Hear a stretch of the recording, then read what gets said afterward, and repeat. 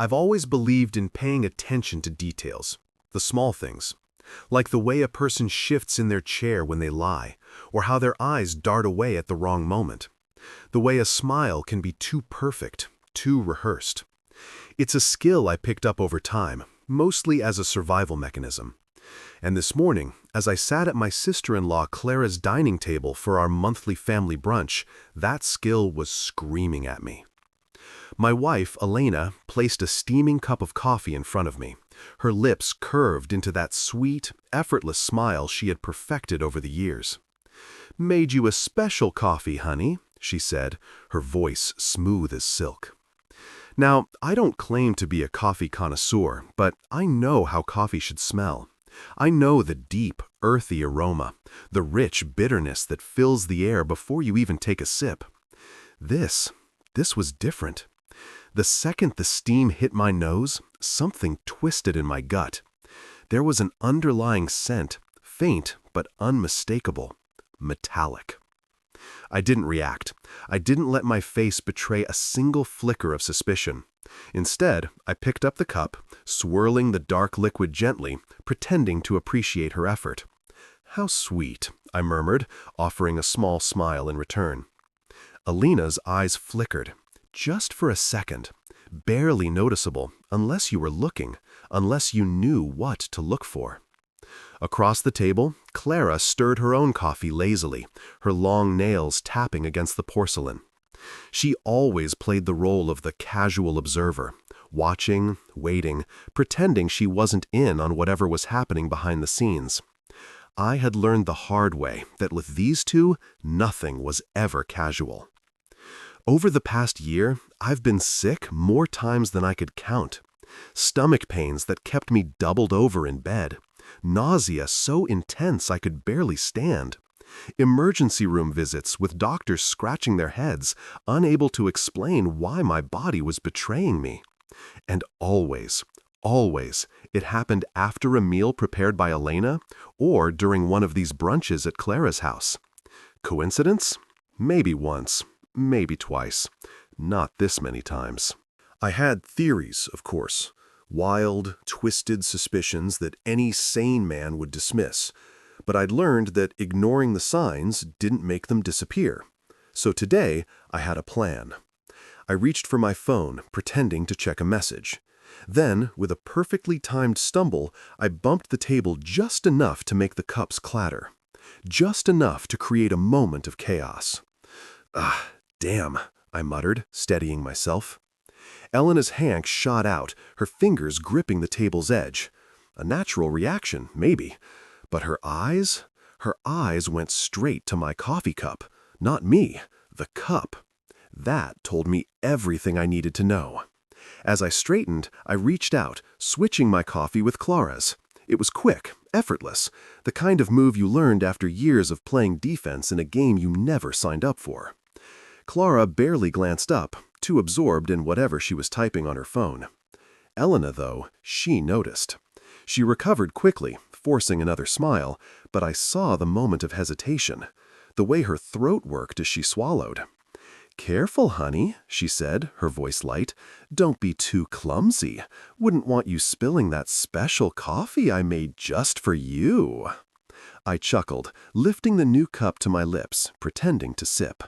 The scent still lingered in the air, twisting my stomach into knots. But now it wasn't my problem anymore.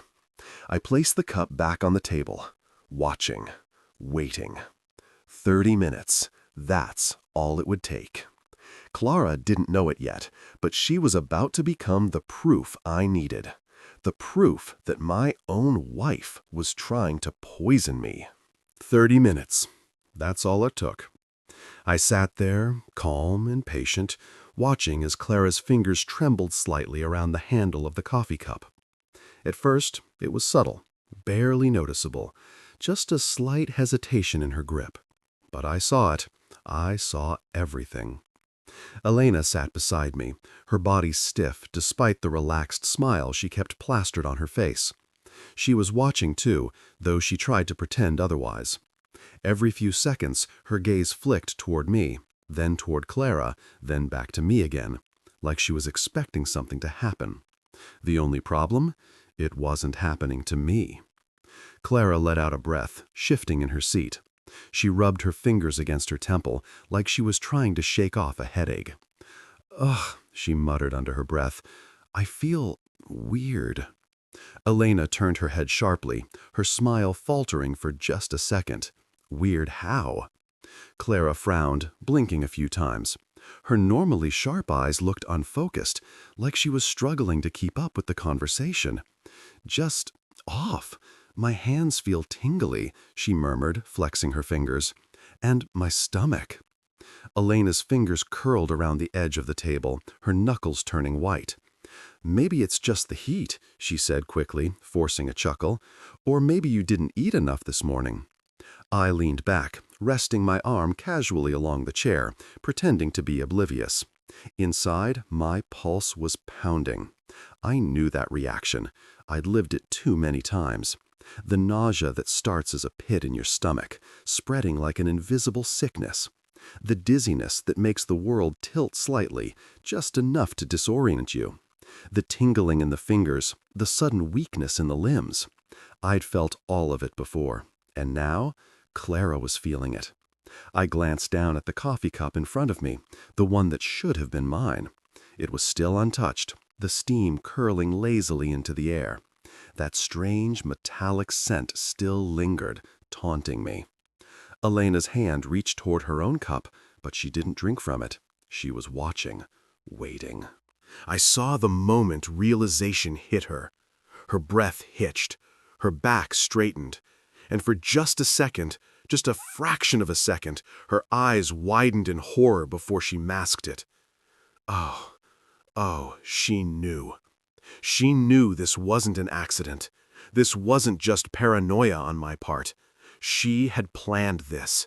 She had expected me to drink that coffee. And now, as she watched Clara's body betray her, the weight of her mistake was sinking in. The coffee was poisoned, and she had poisoned it. My own wife. I turned to Clara, studying her carefully. Her breathing had quickened slightly, and her fingers were now gripping the table as if to steady herself. Her sharp tongue had been replaced by sluggish confusion. "What exactly did you put in that coffee, Elena?" I asked, keeping my voice light, casual. Elena flinched. "What?" "Clara doesn't look too good." I gestured to her sister, who was now pressing a hand against her stomach. "And it's strange, because that's exactly how I felt, let's say the last 5 times I've had a meal at your sister's house." Elena laughed, but it was forced, too high-pitched. "Daniel, that's ridiculous." "Is it?" I tilted my head. "Because I've been hospitalized, 3 times in the last 6 months? All with symptoms no one could explain. And now, I don't drink the coffee, but Clara does, and suddenly she's sick? That's quite the coincidence, don't you think?" Elena's throat bobbed as she swallowed. "You're being paranoid." Clara let out a soft groan, rubbing her forehead. Elena," her voice was quieter now, almost breathless. What was in that coffee?" Elena's mask cracked. It was brief, barely a flicker, but I saw it. A glimpse of something raw, something panicked.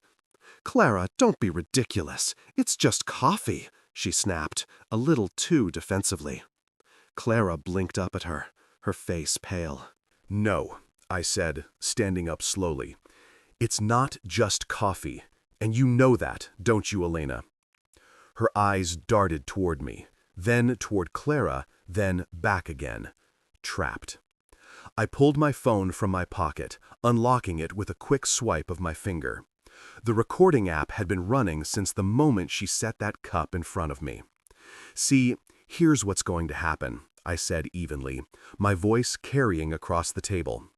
"I'm going to call an ambulance. Clara is going to get the medical attention she needs, and then I'm going to make sure they run a full toxicology screen." Elena's hands clenched into fists. "You're blowing this out of proportion," she hissed.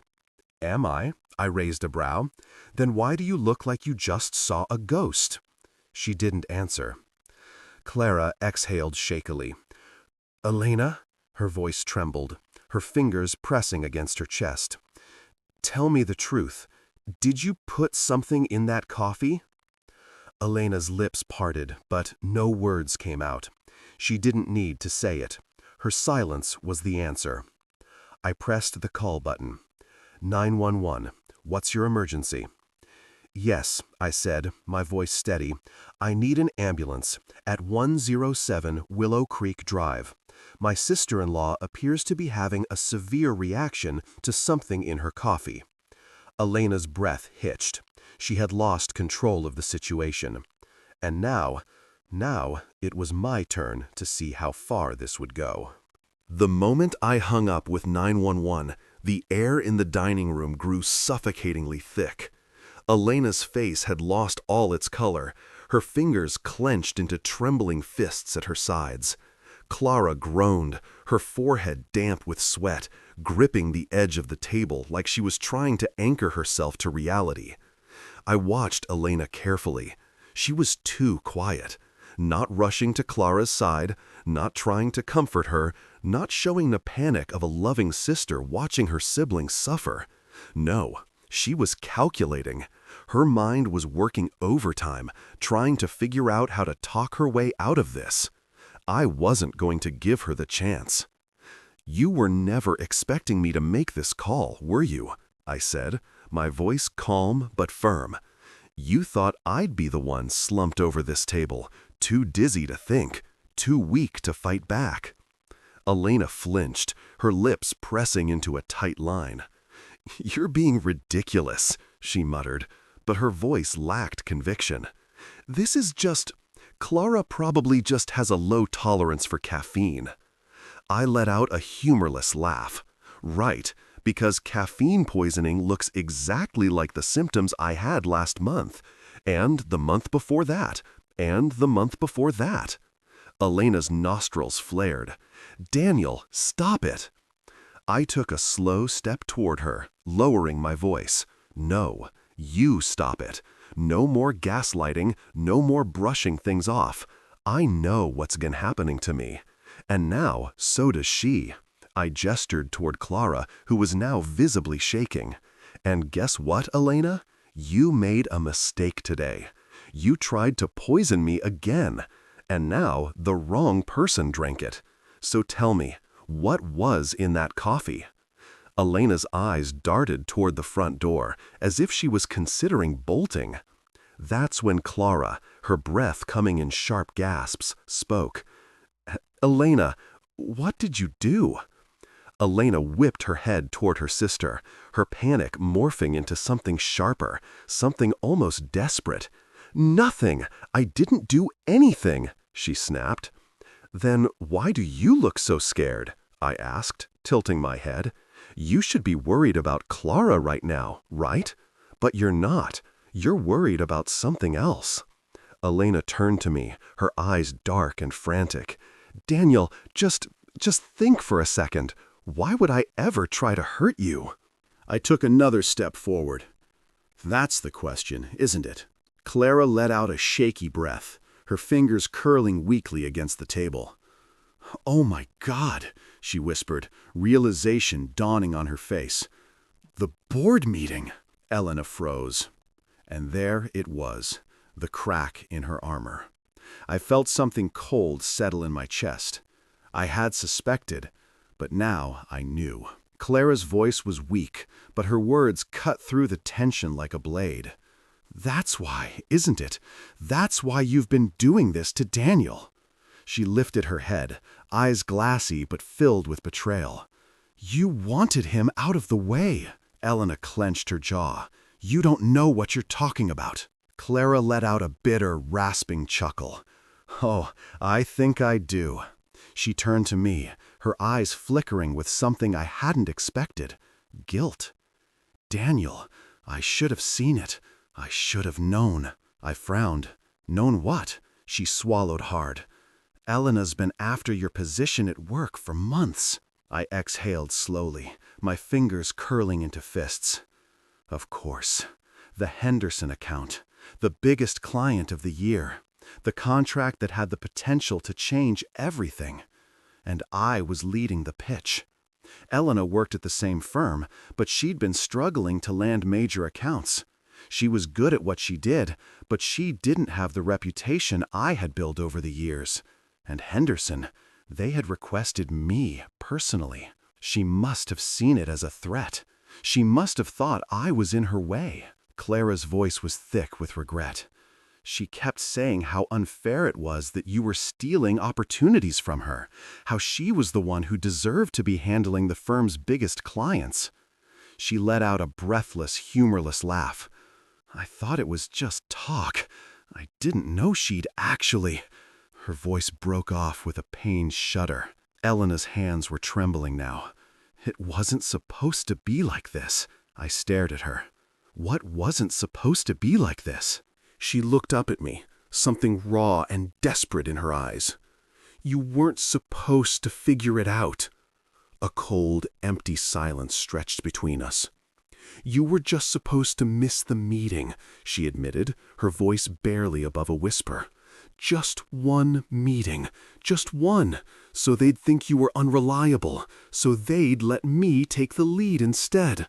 Her voice cracked. But you kept bouncing back. No matter what I did, you kept showing up. And then they gave you the next big account. And then the next. Her breath came in short, angry gasps.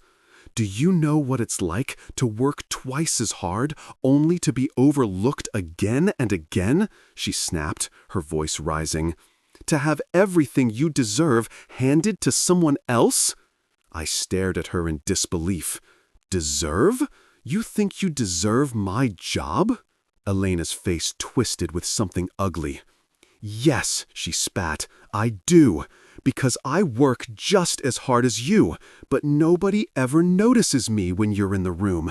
I'm always just Elena, just another employee, just your wife, asterisk. She let out a shaky breath. I thought if you got sick, just once, just one time, I'd finally get my chance. My stomach turned. Clara let out a wheezing, pained laugh. Well, congratulations, she choked. You got your chance, and now you're going to prison for it. Elena's face twisted in panic. Clara, no, I didn't mean for this to happen. Shut up, I snapped, my voice like ice. Elena flinched. I pulled my phone out again, tapping the screen. I recorded everything, I said coldly. You just confessed to poisoning me. Her eyes went wide. No, I didn't mean... Doesn't matter, I interrupted. You said it, and the police are already on their way. Elena's face twisted into something I barely recognized, a mixture of rage, panic, and sheer disbelief. You, she started, but the distant sound of sirens cut her off. Her head snapped toward the window, her hands shaking violently now. Clara exhaled shakily. You're done, Elena, she whispered. It's over. And for the first time since this nightmare started, Elena realized she had lost. The sirens grew louder, and Elena's breath quickened. She looked like a cornered animal, eyes darting toward the front door, the windows, the hallway, anywhere that could offer an escape. But there was nowhere to run. I didn't take my eyes off her as I stood by Clara's side, gripping my phone like it was my lifeline, because right now, it was. A moment later, the paramedics burst through the front door, their voices brisk and professional as they moved toward Clara. What are her symptoms? One of them asked, already kneeling beside her. She's dizzy, weak, nauseous, I listed, stepping back to give them space. Her hands have been shaking. She's having trouble keeping her balance. Clara groaned as one of the medics checked her pulse, then flashed a light into her eyes. Her pupils are dilated, he murmured to his colleague. Possible toxic reaction. Elena stood frozen in place, watching with wide eyes. Ma'am, the paramedic turned to her, do you know what she's ingested? Elena's mouth opened and closed. No words came out. "I do," I said calmly. "She drank my coffee, the one my wife made specifically for me." The paramedic glanced at Elena, his face unreadable. "Do you know what was in it?" Elena's lips trembled. I just made regular coffee," she whispered. I pulled out my phone and pressed play on the recording. Elena's confession echoed through the room. "You were just supposed to miss the meeting. Just one, so they'd think you were unreliable." The paramedic's head snapped up. His expression shifted immediately. What had been neutral concern turned to something much more serious. "We need to get her to the hospital, now." Two medics lifted Clara onto a stretcher as she whimpered in pain. "I'll ride with her," I said quickly. Elena took a step toward me, her face pale. "Daniel!" I turned on my heel and walked away, leaving her standing there as the police car pulled into the driveway. The ride to the hospital was tense. Clara's breathing was shallow, and every few minutes she shivered violently, despite the blanket wrapped around her. I sat beside her, watching helplessly as the medics administered oxygen, monitoring her vitals. "Daniel," her voice was faint, "you knew, didn't you?" I swallowed. I had my suspicions. She let out a weak, bitter laugh. "Guess we both learned the hard way." I didn't respond. There was nothing to say. The moment we arrived at the hospital, nurses rushed her into a treatment room while a doctor peppered me with questions. What she ate, what she drank, when the symptoms started. I told them everything. Then I handed over my phone. "I recorded her admitting to it," I told the attending physician. "Check Clara's toxicology report. I'd bet my life this isn't the first time my wife has done this." The doctor's expression darkened. "We'll run every test necessary." 2 hours passed. I sat in the waiting room, my hands clasped together, my thoughts spiraling. I replayed everything in my head: the months of illness, the lies, the dismissals, the careful way Elena had orchestrated it all. The pieces fit too well. She had planned this, every single step of it. She hadn't just wanted me to miss one meeting. That had been the start. But when that failed, she had escalated. Each time, the symptoms grew worse. She had been slowly pushing, testing, seeing how far she could go without getting caught. And now, finally, she had gone too far. A door swung open, pulling me from my thoughts. Dr. Phillips, a tall woman with sharp eyes and a silver streak in her hair, walked toward me. "She's stable," she said without preamble. "We were able to flush most of the toxins from her system. She's weak, but she'll recover." I exhaled a breath I hadn't realized I was holding. "And," Dr. Phillips studied me for a moment, "you were right to be concerned. The toxicology report confirmed the presence of a non-lethal but highly potent compound, one that shouldn't be in any food or drink. We're running further analysis, but the initial results are alarming." My jaw clenched. How alarming? She hesitated, then handed me a tablet. The screen showed a list of chemical compounds, medical terms I barely understood, except for one word: rodenticide. I said it, my voice barely above a whisper. Dr. Phillips nodded grimly. "A slow-acting poison, often used in pest control. In small doses over time, it causes fatigue, nausea, muscle weakness. But in concentrated amounts," she met my gaze, "it could be fatal." My stomach churned. She hadn't just been trying to sabotage me. She had been trying to kill me. "Would you be willing to speak with law enforcement?" the doctor asked. I let out a slow breath. I already have evidence, and I'm not stopping until she pays for what she's done. Dr. Phillips nodded, as if she had expected nothing less. Just then, a voice broke through the hospital's quiet hum. "Daniel?" I turned, and there she was, Elena, standing at the entrance of the waiting room, her hair slightly disheveled, her breathing uneven. 2 uniformed police officers flanked her, their hands resting on their holsters. "Don't say a word," one of them instructed. Elena's eyes locked onto mine, filled with something I couldn't quite decipher. Fear? Desperation? Remorse? "I didn't mean to," she whispered. My blood ran cold. The officer nearest to her stepped forward. "Daniel Bennett, we'll need a formal statement from you." I stood up, leveling my gaze at my wife, the woman I had once trusted, the woman who had loved me, or at least pretended to.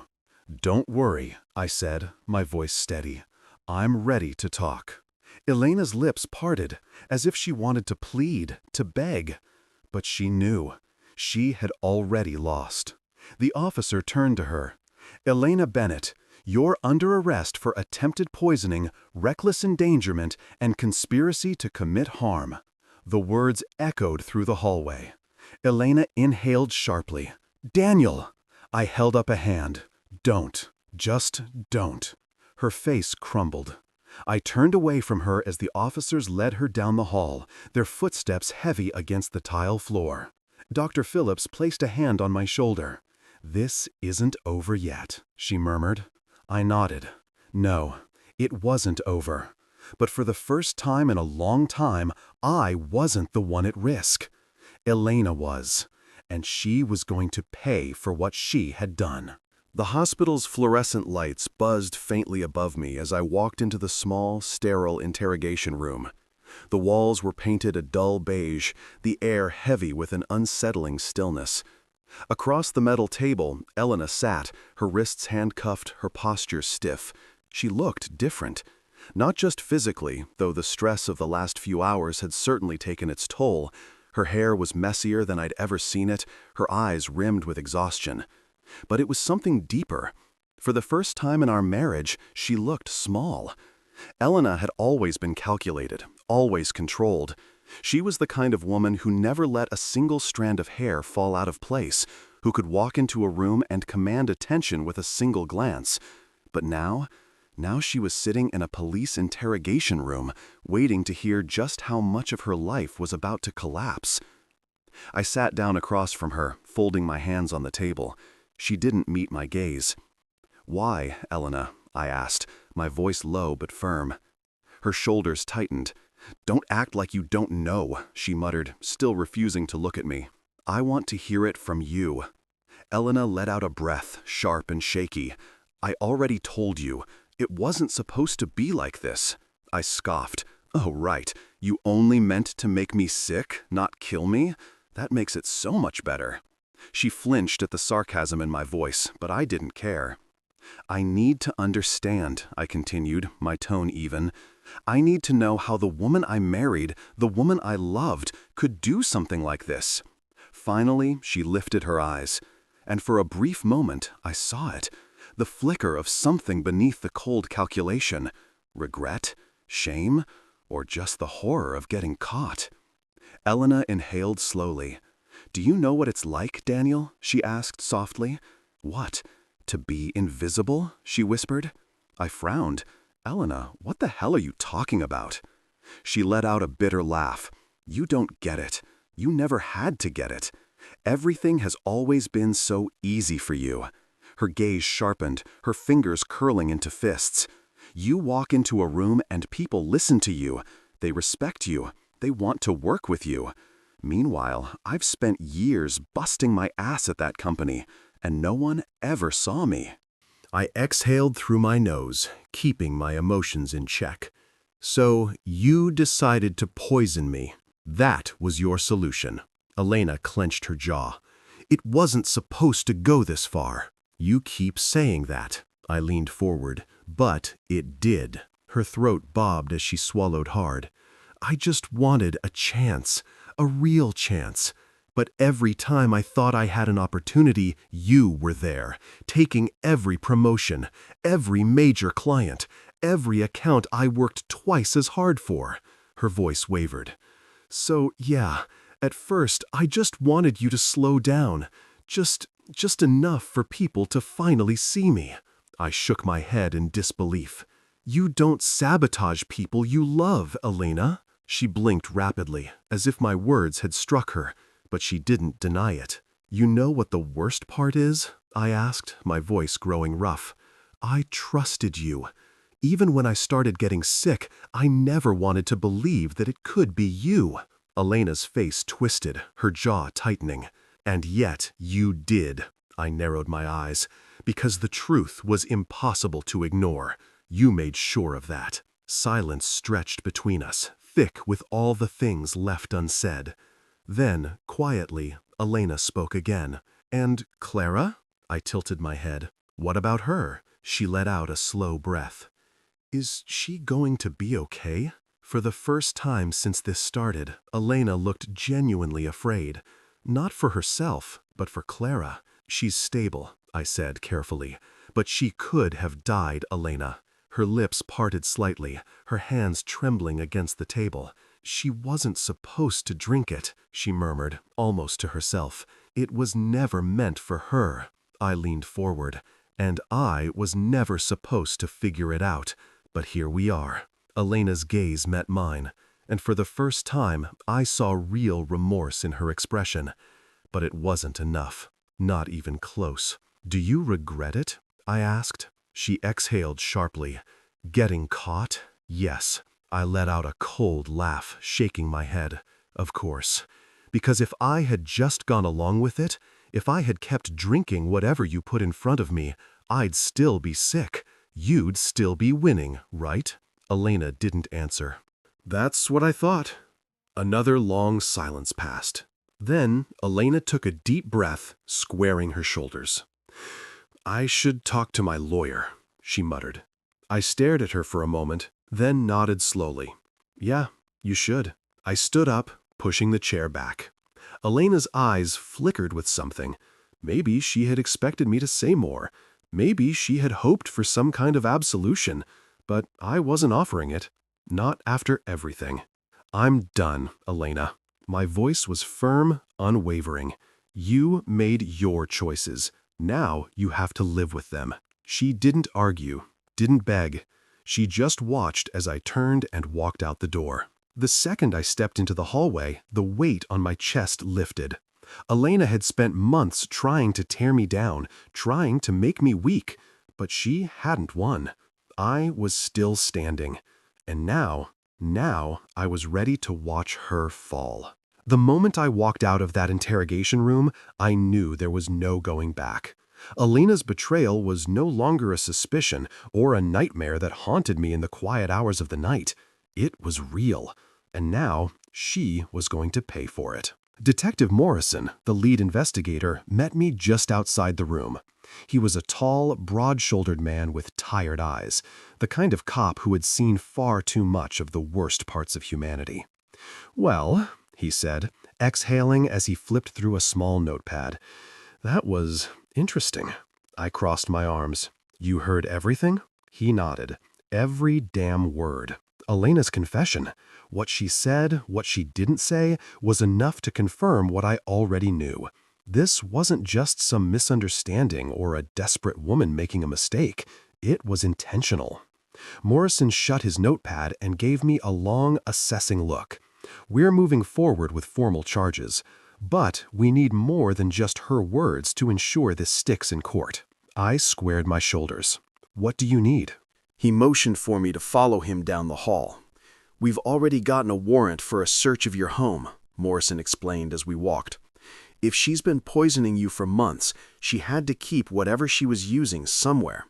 The toxicology report from your sister-in-law already confirmed foreign substances in her system, ones that don't just end up in coffee. I clenched my jaw. So, if we find the source, then we have a rock-solid case, Morrison confirmed. We reached the main hospital entrance, where 2 uniformed officers stood beside their patrol car, waiting. My heart pounded against my ribs as the reality of the moment settled in. Just like that, Elena's life, the one she had so carefully built, so desperately protected, was about to come crumbling down. And for the first time, I didn't care. When we arrived at the house, it was surreal, walking into what had once been my home. The officers moved through the rooms with practiced efficiency, opening cabinets, drawers, even checking behind the fridge. I stood in the doorway of our bedroom, watching as one of the officers went through Elena's nightstand. "You lived with her every day," Morrison said beside me. "Did she ever seem nervous, like she was hiding something?" I let out a slow breath. She was careful, very careful. She never left anything obvious out in the open, but I knew Elena, and I knew she wasn't invincible. We moved to the kitchen next. One officer was already digging through the spice cabinet, another checking the pantry. The detective in charge of collecting evidence turned to Morrison. "We've got something." I followed them to the lower cabinet near the sink. The officer pulled out a small black box, setting it carefully on the counter. It looked unremarkable at first, just an ordinary storage container. But when they opened it, the air in the room shifted.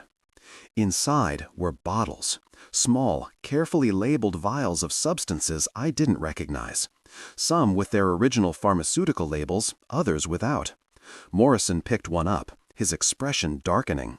"This," he said, handing it to the evidence tech, "isn't something you buy at a grocery store." I stared at the collection, my stomach churning. All this time, Elena had been keeping stock of whatever she had been using on me, like I was some experiment. One of the officers handed me a piece of folded paper. "You might want to see this." I unfolded it, my hands tightening around the edges. It was a list. Dates, dosages, effects. She had documented everything. Every single time I had fallen ill. Every headache, every emergency room visit, every unexplained sickness. Elena had written it all down, like she was conducting some kind of sick, twisted study. Morrison let out a low whistle. "Well, this is damning." I swallowed hard, feeling my pulse roar in my ears. "You're telling me?" The realization hit me like a truck. She never planned on stopping. If I hadn't switched that cup with Clara's, if I hadn't started questioning things, would I have survived the next dose? Would she have gone all the way? The thought sent ice through my veins. Morrison motioned to the officers. "Bag all of it. We're done here." Back at the station, I watched from a distance as Elena was led from her holding cell to a different interrogation room. She didn't fight, didn't try to run. But when she caught sight of me through the window, she hesitated for just a moment. I saw something flicker in her eyes. Regret? Or just fear of what happens next? Detective Morrison gestured for me to step inside the observation room. From here, I could see and hear everything, but Elena couldn't see me anymore. He sat across from her, setting the black box on the table with a thud. Elena's entire body tensed. Morrison leaned forward. "You recognize this, don't you?" She didn't answer. "You kept records," he continued, tapping the sheet of paper I had read earlier. "You documented every time you poisoned your husband, the amounts, the effects, even how much stronger you needed to make it each time." Elena's jaw tightened. Morrison tilted his head. "Tell me, Elena, was there ever going to be a point where you stopped?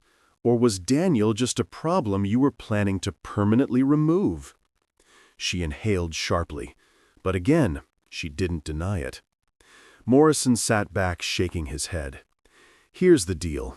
You're facing multiple charges, and trust me, none of them are going away. The evidence speaks for itself." He gestured to the vials. "These chemicals don't just end up in someone's coffee by accident." Elena's hands trembled slightly in her cuffs. I wasn't." "Save it," Morrison cut in. "The only thing left for you to decide is whether you want to fight this in court or cooperate." Elena's face twisted, her breath uneven. Morrison didn't press her. He didn't need to. Because we both knew the truth now. There was no coming back from this. Elena had destroyed her life with her own hands, and as much as part of me wanted to feel sorry for her, I just couldn't. This was justice. The courtroom was silent as the judge entered, his expression unreadable. I sat in the front row, my hands clenched together, watching as Elena was led inside. She looked different from the woman I had married. Smaller, weaker. As if the weight of her crimes had finally settled on her shoulders, she didn't look at me, not once. The trial had been long, grueling, and painfully public. The media had gotten hold of the story early on. A successful businessman poisoned by his own wife in a slow, methodical attempt to destroy his career. The details were too sensational for them to ignore. Elena's defense team had tried everything. They painted her as a woman driven to desperation, overshadowed by her husband's success, pressured by a competitive industry. They argued that she hadn't meant to cause permanent harm, only to level the playing field. But the evidence was overwhelming. The prosecution had laid it all out, piece by piece. 1. The toxicology reports. The substances found in Clara's system were traced directly to the vials recovered from our home. The slow-acting poison had been used in varying doses, just enough to cause sickness without immediate suspicion. 2. The recordings. My secret recordings from the brunch, where Elena confessed to sabotaging me, were played for the jury. The sound of her voice, laced with frustration and entitlement, sealed her fate. 3. The documented pattern. The handwritten notes from our kitchen cabinet, Elena's detailed log of my symptoms, had been particularly damning. The prosecutors called it a systematic experiment in cruelty. 4. The witness testimonies. Clara had taken the stand, her voice shaking as she recounted how Elena had dismissed her concerns over the years. My colleagues from work testified about my unexplained illnesses, my declining health, and how Elena had subtly planted doubts about my reliability. When the lead prosecutor delivered his closing statement, I knew it was over. "This was not an accident," he said firmly, pacing the courtroom floor. "This was premeditation. Elena Bennett did not act out of desperation. She acted out of calculation. She saw an obstacle in her husband, and instead of working harder, she tried to eliminate him." Elena sat stone-faced as the jury was dismissed to deliberate. It didn't take them long. 2 hours later, they returned. The judge asked the foreperson to read the verdict. My heart pounded in my chest. "We, the jury, find the defendant guilty on all counts." Elena inhaled sharply, her mask finally cracking. I let out a slow breath, closing my eyes for just a moment. It's over. The judge wasted no time. Given the overwhelming evidence, Elena was sentenced to 25 years in prison without the possibility of parole. The words echoed in the courtroom, a final, undeniable truth. I didn't celebrate, I didn't cheer, because in the end, no one won. Elena had lost her freedom, her career, and everything she had once valued. And me? I had lost a woman I had once loved. After the sentencing, I stepped outside the courthouse, the crisp air biting against my skin. Reporters were already swarming, their cameras flashing as they shouted questions. "How do you feel now that justice has been served? What would you say to Elena if you had the chance?" I ignored them, because the truth was, I didn't feel anything. Not relief, not anger, not even satisfaction. Just exhaustion. A soft voice pulled me from my thoughts. "Daniel?" I turned. Clara stood a few feet away, her face pale but steady. She was still recovering, but she looked stronger than she had that day at the hospital. "You okay?" I asked. She let out a small, bitter laugh. "Am I okay? My sister just got sentenced to prison for trying to poison my brother-in-law? So no, not really." I sighed. "Yeah, same here." For a long moment, neither of us spoke. Then Clara shook her head. "I don't understand her," she murmured. "She had everything, a good career, a husband who loved her, a life she built from nothing, and she threw it away." I didn't respond right away, because I didn't understand it either. "I think," I said finally, "Elena convinced herself that nothing she had was ever enough." Clara exhaled, rubbing her arms against the cold. "You think she regrets it?" I thought back to the courtroom. to the way Elena had stared blankly at the table as the judge read her sentence. "I don't know," I admitted, "but it doesn't really matter anymore." Clara nodded. Because, in the end, Elena's regrets wouldn't change anything. She had made her choices, and now she had to live with them. Months passed. Life slowly moved forward. Elena's trial had been a spectacle, but soon people found new stories to obsess over. The headlines faded, the whispers at work quieted, and I healed. It wasn't instant, it wasn't easy, but day by day I rebuilt. The Henderson account, the very contract Elena had tried to sabotage, ended up solidifying my career. After hearing about the trial, the firm doubled down on their trust in me, offering more opportunities, more clients, more success than I had ever imagined. Elena had tried to destroy me, and in the end, all she had done was make me stronger. 1 year later, I stood at the podium of a corporate event, staring out at the sea of faces in front of me. I had been invited as a keynote speaker, a recognition of my resilience, my work ethic, my success. As I stepped up to the microphone, I let the moment settle.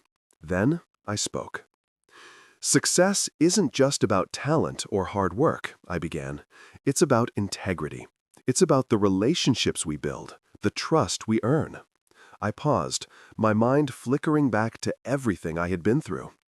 "Sometimes," I continued, "the biggest obstacles in our lives come from the people closest to us. And when that happens, we have two choices. We can let it break us, or we can let it fuel us." A quiet murmur ran through the crowd. I smiled faintly. "I chose to rise," I finished, "and I'm standing here today because of it." The room erupted in applause, and as I stepped away from the podium, shaking hands with my colleagues, I realized something. I had survived. Elena had tried to take everything from me, but in the end, I was the one who won. 1 year. It had been exactly 1 year since the trial ended. 1 year since Elena had been sentenced to 25 years in prison. 1 year since I had walked out of that courthouse carrying the weight of betrayal, relief, and exhaustion all at once. And yet, despite everything, I was still here, stronger, thriving. I took a slow sip of my coffee, the first cup I had truly enjoyed in a long time, before setting it down on the polished mahogany desk in front of me. My office was quiet, save for the distant hum of traffic outside the high-rise window. The skyline stretched before me, a reminder of how much had changed in just 12 months. A year ago, I had sat in this very chair, my mind clouded with doubt, betrayal eating away at me like a slow poison. My career had been in shambles, my personal life even worse. I had spent months questioning everything. How I could have been so blind. How I had let someone I loved so deeply turn against me. But that was then. And now I was at the top of my game. After the trial, the Henderson account, the very project Elena had tried to sabotage, became one of the most successful campaigns our firm had ever handled. Clients took notice. My reputation grew. And as Elena faded into irrelevance, I rose higher than ever before. "Daniel?" I glanced up from my desk as my assistant, Lauren, stepped into the office. "You have a call on line 2. It's from Nashville State Correctional." I went still. I didn't need to ask who it was. Elena. I hadn't spoken to her since the trial. Hadn't written, hadn't visited, hadn't acknowledged her existence. And yet, here she was, reaching out from the prison cell she had so carefully crafted for herself. Lauren hesitated. "Want me to tell them you're unavailable?" I stared at the blinking light on my phone, debating. Then I nodded. "Yeah, do that." She gave me a knowing look before disappearing down the hall. I leaned back in my chair, exhaling slowly. Elena had already stolen enough from me. My time, my trust, my peace of mind. I wasn't about to give her another second. That evening, I met Clara for dinner. It had become a tradition of sorts, checking in with each other, making sure we were both healing in our own ways. She had struggled after the trial too. Losing her sister had left a void in her life, even after everything Elena had done. "Guess who called me today?" I said as I poured her a glass of wine. She didn't even hesitate. "Elena." I raised an eyebrow. "How'd you know?" Caroline let out a tired laugh. "She called me last week." I frowned, and she shrugged, begged for forgiveness, said she regretted everything, asked if I could help her get an appeal. I scoffed. "An appeal? After everything?" Clara swirled the wine in her glass. "Yup.